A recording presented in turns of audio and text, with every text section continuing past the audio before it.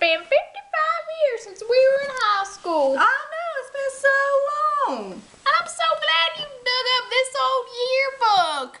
Now we can relive our memories over and over again. Let's see. Oh, look, a trends page. Look, it says, hit songs. Someone Like You by Adele. You remember that song? Oh, yeah. What else? Sexy and I Know It by Limfeo.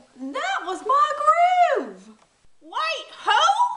Oh, look, Oktoberfest. That was such a nice event. Yeah, it was.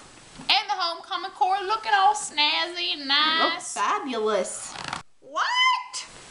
Look, the football team. Remember when our football team won all those games? No, I don't remember. You're right. Your memory didn't fail you, honey.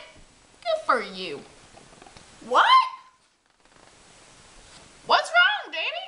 What are you guys talking about? Didn't you buy a yearbook? No. Well, why not? You were supposed to buy it in March during their March Madness sale when it was only $80. You're right. I didn't buy a yearbook and now I have no happiness and no memories. But I have a cat.